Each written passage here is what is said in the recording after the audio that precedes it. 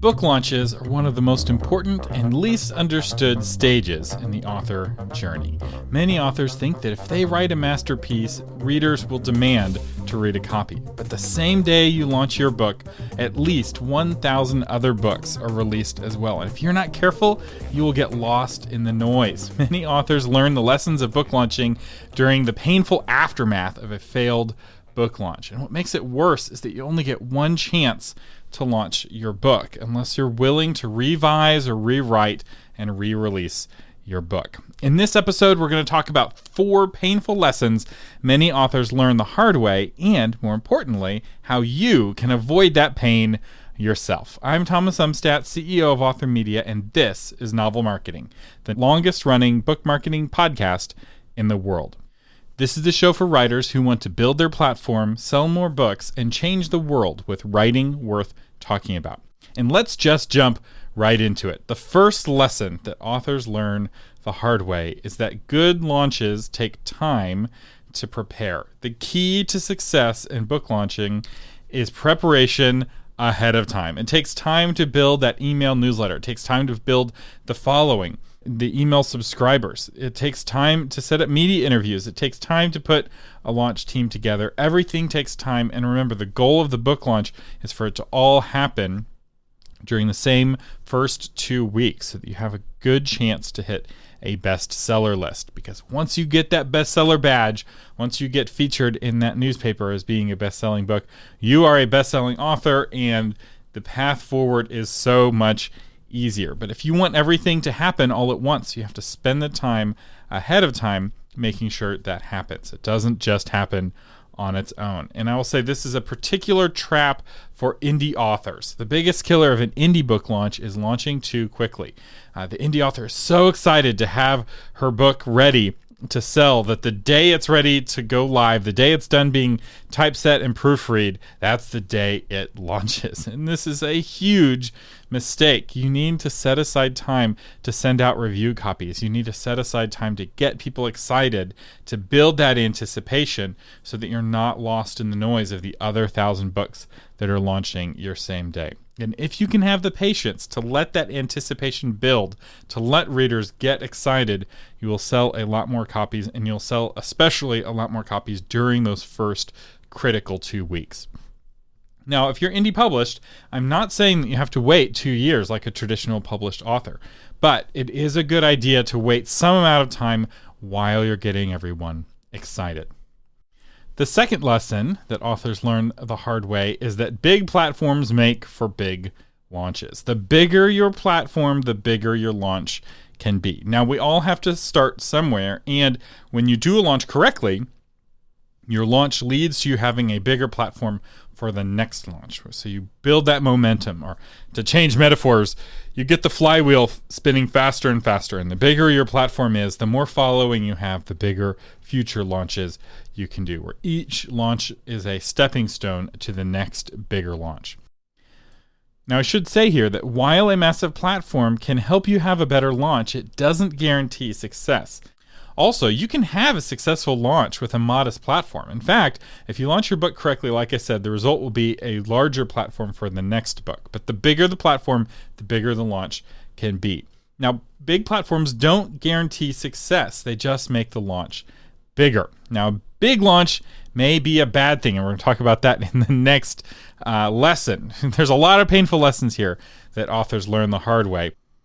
So how do you build your platform? Well, we have a whole episode on this, episode 142, how to develop book marketing assets. But I'll give you a couple of quick tips here on how to build your platform. For fiction authors, this means reading books on craft and writing short stories after you've read that book on craft. This helps you get better at the writing, which is so important for fiction, but it also gives you short stories that you can use to build your email list and get people excited about your reading. Why would someone pay to read your novel if they won't read your short story for free? For nonfiction, this means studying the craft of how to write better blog posts and blogging regularly, right? Why would somebody pay to read your book if they won't read your blog post for free? And if you're doing it right, you can build a passionate audience of blog readers or short story readers that can't wait to get the book. It's just like having the book come out ahead of the movie. The fans of the book are the first ones in line to watch the movie, and the fans of the blog or the short story are the first ones in line to read the book. The third painful lesson that authors learn the hard way is that big launches help bad books fail faster. The goal of a book launch is to get people talking about your book. And if your book is bad, that means they are talking bad things about your book, which is actually bad for you. If you're going to write a bad book, it is best that no one talk about it and no one read it so you don't damage your reputation. You only get one shot at a book launch and you only get one reputation. So while you can write and launch other books, you only get one reputation. And you want to have a good reputation among readers. So what makes a book a bad book? Well, it's not grammar and typos. At least that's not all of it. In fact, there's so much more to what makes a book a good book than just that. Good books have three things. Really, just these three things. I'll break them down. The first one is good books target the right readers. This is where your genre comes in. So imagine a physical bookstore back in the days when we went to physical bookstores. In some parts of the world, they're reopened. I think they're even open in Italy now. Now, each shelf of that bookstore has a different kind of book, a different genre. And certain kinds of people walk to that shelf looking for a book, right? There's a certain kind of person who walks to the romance shelf, and there's a certain kind of person who walks to the business shelf, right? And there's dozens of books in a physical bookstore, and there are thousands of books in a digital bookstore. And each shelf attracts a different kind of reader. And if you are on the wrong shelf, what's going to happen is that those readers who are walking to that shelf are going to look at your book on the shelf, and they're going to skip right past it. They're never going to even pull out the book from the shelf. They're never going to really look at the cover. They're not going to read the back cover copy. You have no chance to win them if you're not targeting the right readers. And so you want to spend a lot of time thinking about what shelf you want to be on, or to put it in Amazon language, which category you want to be in and which subcategory you want to be in. Some categories are incredibly competitive. Others are less competitive. This is why I bring Alex Newhouse on the podcast so often to talk about the stats on which categories are easier and which categories are harder, because it changes from year to year. And recently it's been changing month to month. The numbers are going all over the place because of the pandemic. You want to target the right readers.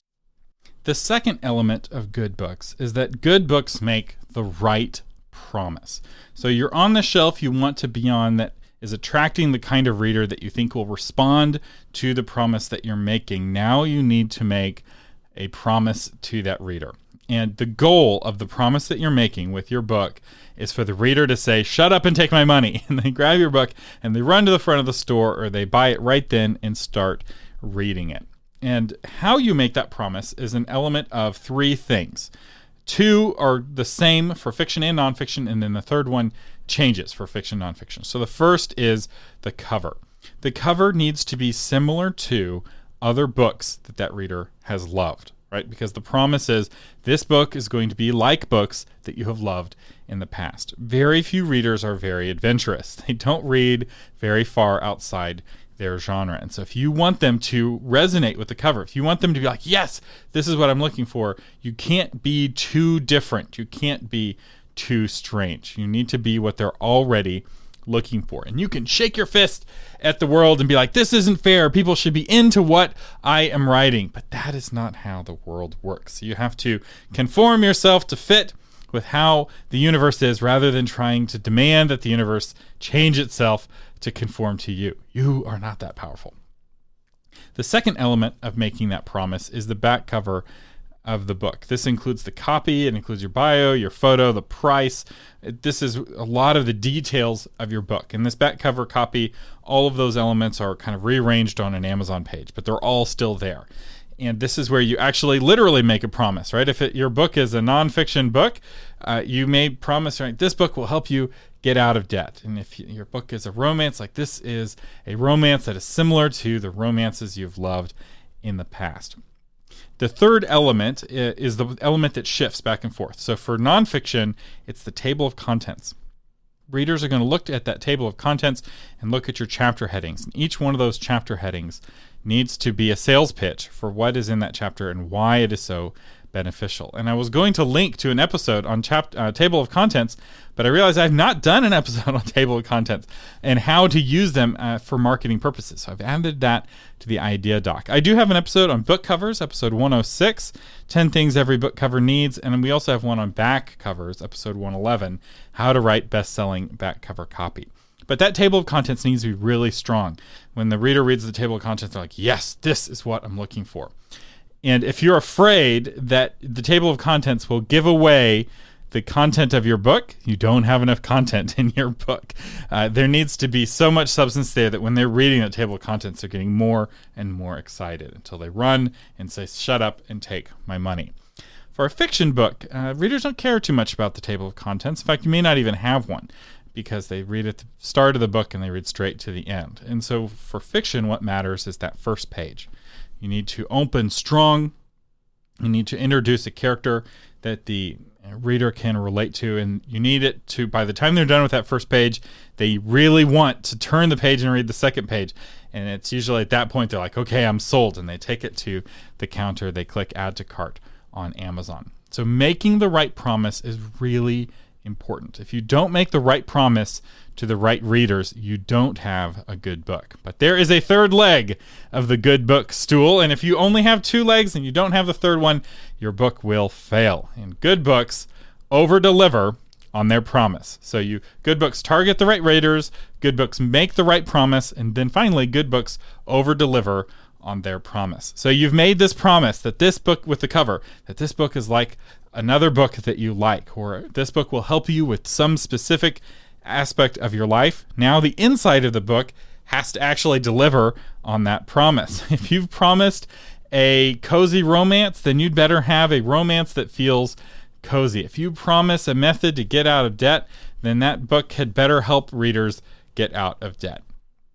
Now, it is in the over-delivering on this promise where they get more than what they were expecting. That's what causes people to talk. And that word of mouth is what leads to best-selling books. And this is also where craft comes in, right? If you have a great cover that this book is like other books that the reader has liked, but the inside of the book is poorly written or it's not up to those same high standards that the cover was held up to, they are going to say this is a bad book. And I will say this is of the three legs, I think this is the leg of the good book stool that people most understand. They understand that the book has to be well written on the inside, but how to make it well written for those readers, because different readers look for different things, right? As thriller readers are wanting short, punchy sentences and kind of edge of your seat action, whereas literary readers may be wanting longer, more complicated sentences and beautiful language, whereas the thriller reader wants the words to disappear and the story to just take them off on a roller coaster. And so good is different depending on the readers. And that's why those first two legs come first. So you need to know who you're trying to thrill, and you need to know how you're trying to thrill them before you can actually thrill them. And this process of learning how to be good at the craft of writing is why we created the 5-year plan. It's a 5-year plan to help you become a best-selling author, and there's a lot of work in the early years about developing your craft, getting better at the craft of writing. We get just incredible feedback from the students going through that because they know what to do and when to do it, and when to put the cart on and when to just get the horse stronger and ultimately not put the cart before the horse. If you launch your book too soon, not just in the sense of not having time to build up the launch, but in the sense of like the book's not ready, the book's not good enough, the cover's not good enough, the promise is not good enough, I haven't spent the time practicing, I haven't written the short stories to see if I can create stories that resonate with readers. If you haven't done that, you are really taking a big risk with your book launch. The fourth and final painful lesson that authors learn the hard way is that good book launches require an investment ahead of time. So it's not uncommon for authors, especially first-time authors, to skimp on the launch. They don't spend a lot of time and they don't spend a lot of money. And then once they see that the sales are not what they want them to be, they start spending the money later. And this is a huge mistake. You get maximum bang for your buck during that first month and even in the month leading up to the launch of your book. People are most excited about a new book or an upcoming book. And waiting to be disappointed and then boosting your investment is the worst possible strategy that authors fall into, and yet it's the most common strategy. And you end up wasting a lot more money doing it this way than you do if you strike while the iron is hot. And the iron is hottest on release day. That is when people are the most excited. And that excitement makes marketing more effective. People don't get excited about books that have been out for a while, like I said. And remember, every book in the bargain bin was once in the store selling for full price, sometimes just a few weeks or months earlier. And so you want to be doing your promotion while your book is on the shelf at full price, not while it's in the bargain bin. Now, there are times to do bargain bin strategies and to drop your price for short periods of time to bring in more readers. There's a lot of evergreen marketing tactics that we talk about on this podcast, and I'm not against those. And if you can create an evergreen hit, that can be really good for your career. But the iron is hottest during the launch, and so that is when you want to strike the hardest to get the best return on your investment. Now, it doesn't need to cost a fortune. In fact, a lot of what you'll be doing during the book launch is not investing money, but rather investing time. Book launching can be a relatively inexpensive process. This is why it works so well for traditionally published authors. Traditionally published authors, it doesn't make sense for them to spend money marketing their book because their cost per copy that they make is so low, there's just no margins in it. And yet book launches are a really good strategy for traditionally published author because they're generally so inexpensive in terms of dollars. But inexpensive does not mean free. So I have 3 steps or 3 tips to help you along this process of using your money wisely. And the first one is to set some money aside. You want to pick an amount of money that you're willing to risk on the investment and the launch of your book, and you only want to risk money that you don't need to pay the bills. You don't take your rent money and you spend it on a book launch. That is not a strategy that I would recommend because you don't know if your book is going to have a successful launch or not, right? You never really know that the book is making the right promise to the right people and will over-deliver on that promise until after the book is out. So you want to be shrewd with your investment. You want to invest as much as you can, but nothing that you would be hurt if you didn't get it back. Now, hopefully you get it all back and then some. You get a return on your investment, but the future is uncertain. You could have written an amazing travel book and then a pandemic happened and the whole country was locked down, and due to no fault of your own, suddenly no one was interested in the promise you were making, right? We don't know what the future will hold. Now, depending on where you are financially, this may mean saving money for a few months so that you have some money to work with. And if you're indie publishing, you'll want a few $1,000s if possible, because you are the whole marketing department and you need to give the book the launch it deserves. But the main thing is to decide ahead of time how much you're going to spend on the launch. Then, once you have that number, you decide how you're going to spend it. Very rarely do I encounter an author who's approaching their investment in their promotion in this kind of strategic way. Usually they approach it like somebody going to the grocery store with a credit card and they're just buying stuff that they think is a good price. And sometimes they're spending way too much and sometimes they're spending way too little, but they're not spending their money strategically. The second tip is to create a plan. So now that you have a certain amount of money set aside, you're like, this is what I'm spending. I have a budget, a launch budget of $2,500, let's say. Then you can create a plan on where you're going to spend that money ahead of time. And my advice here is don't ask, will this help me sell more books? Because the answer to that for almost any promotion tactic is yes, this will help you sell more books. But that's not the goal. You're not trying to sell more books. You're trying to get the most number of books sold for the dollars that you're spending. So instead ask, will this sell more books than the other things I can spend money on? Just because buying a billboard will help you sell more books doesn't mean that it's a good thing to invest your money on. You'll sell more books doing something else in most cases. Maybe there's an instance when buying billboards or doing outdoor advertising will help with selling a book, but usually that is not the case. Outdoor advertising is hard to make work for a book. If you set aside $2,500 for your book launch and you spend $500 on your website, that means you have $2,000 left over for everything else. So should you spend more money on a better website, or should you spend more money on getting books made and shipped to influencers or reviewers? This is the kind of push and pull that you're doing during this planning stage. You're finding that best mix of all the different activities so that you get the best return on that investment. Or should you, another thing you might be thinking about spending your money on is another round of designs, maybe with a different designer to have a stronger book cover. Sometimes that's a good thing to spend money on. Maybe you're not totally in love with that first cover that you got, and you know that a bad cover will make all of the subsequent marketing harder. Once you know how much money to work with, you're able to make really intelligent decisions about your spending. And the kind of decisions that you'll make with a $500 budget are different than the kind of decisions you're going to make with a $5,000 budget, right? There's different options that are on the table, different decisions you're going to need to make. Now, I know this is a clean podcast, but I'm going to use a bad word for a lot of you, and that word is budget. That is right. A strategic plan for how you're going to spend your money is called a budget. Now, many advertisers will make you think that budget means stingy, but a budget car is a cheap car.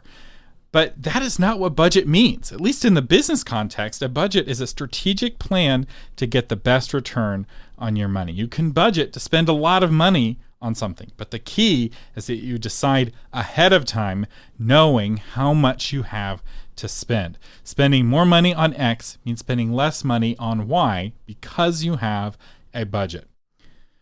Now, my advice is to plan on spending most of your budget during the book launch process. Like I said before, book launches make PR easier. You'll get a better response to your advertising. You'll get more visits to your website. It's like your birthday. Everyone treats you better around a book launch. And so that's when you want most of the money to land. In fact, typically, I recommend that you only spend promotion money post-launch from the profits that came in from the launch. So let's say you spent $2,500 promoting the book launch and you brought in $5,000 worth of profit. You may take $2,500 and keep it, and maybe spend the next $2,500 trying to keep that momentum going. Again, I'm just picking numbers out of the air here, and I'm not saying that those are the numbers that you're going to have or that's what you should do if you make a $5,000 profit. But what I am saying you should do is you should do it strategically, you should do it ahead of time, and you should not make money decisions in the heat of the moment. When you're getting a sales pitch from that website guy, he's like, no, if you get the super deluxe website, it will be better. Maybe, maybe not. But remember, budget doesn't mean being stingy. It means being strategic. And if you're not able to make the launch profitable, you're not likely going to be able to fix it by spending money later on. Because just like when the launch makes everything easier, post-launch, everything is harder. You're going to get less clicks on your ads. You're going to get less attention from the media. It's a lot harder to get somebody to interview you about your book that came out 5 years ago. It's not impossible. I still get interviews on my book that came 5 years ago, but it is harder. Now, if you want help putting together a strategy that helps make your book launch successful, that's what the Book Launch Blueprint is all about. We help you put together that plan to best spend your time and money, and also teach you how to do the skills, whether it's building a launch team or building an email list. But we're not done with the tips. So real quick, the third tip of this fourth lesson is to play to your strengths. So you will get the best return on your investment of time and money, not just by spending that time and money mostly during the book launch, but also by playing inside of your strength zones. If you are good at speaking from the stage, you're going to want to really lean into trying to speak from the stage as much as possible.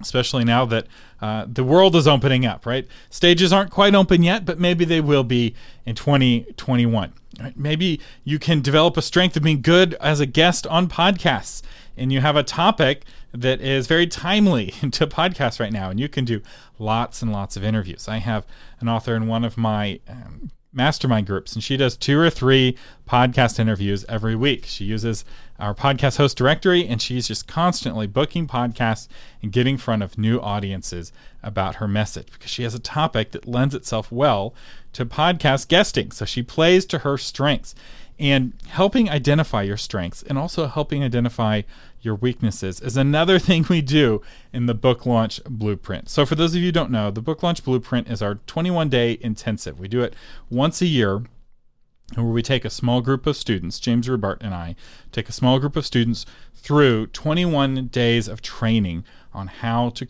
create a book launch. And at the end, you will have a custom book launch blueprint tailored to your brand, your strengths, and your weaknesses. From building an email list and email launch plan to getting booked on media appearances, this is a comprehensive course that will give you the knowledge you need to launch your book with a bang.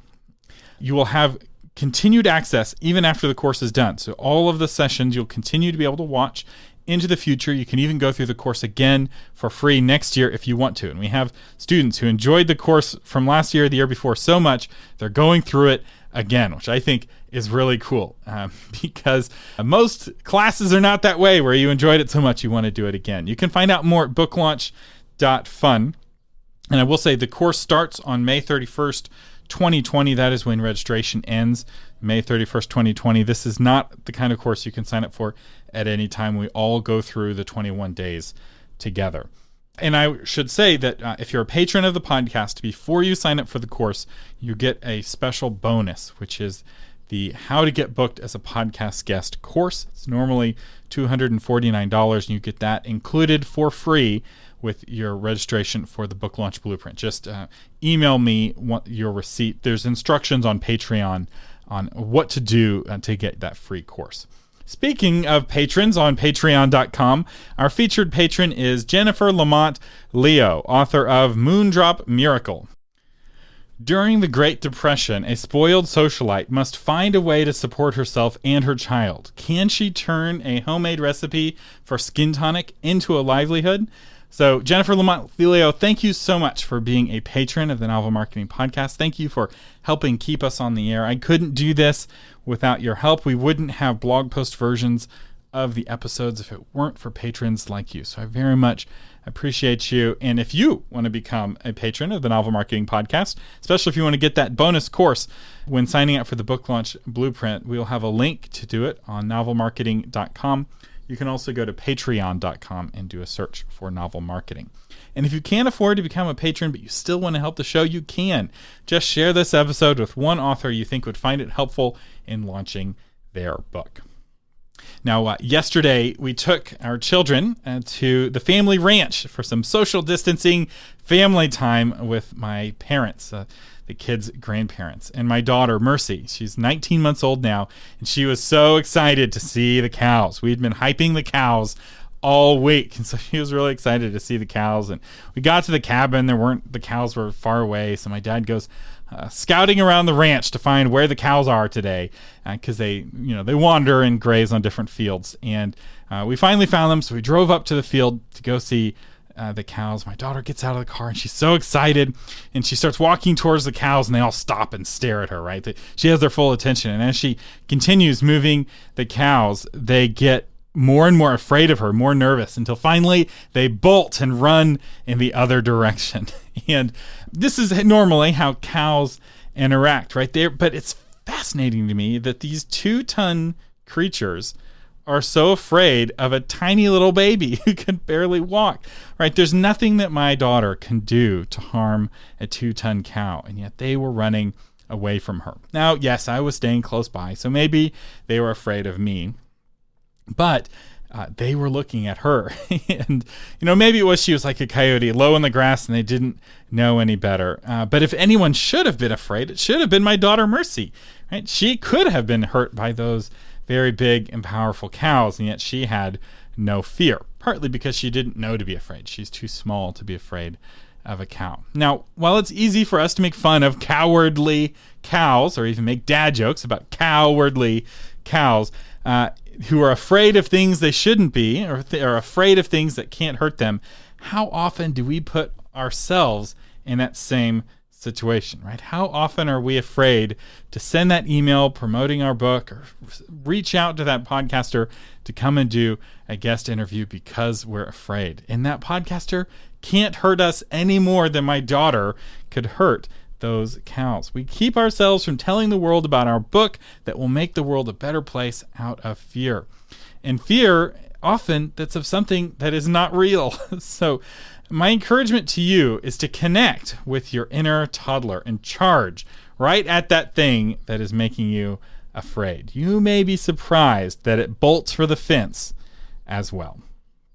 Do the thing regardless of your fear. Courage is not getting rid of the fear, it's right action in the face of fear. And that way you can be less cowardly yourself. Okay. Anyway, you have been listening to Thomas Umstattd Jr. on the Novel Marketing Podcast. To find the blog version of this episode or to get new episodes delivered to your phone automatically, visit novelmarketing.com. Thank you for listening, and live long and prosper.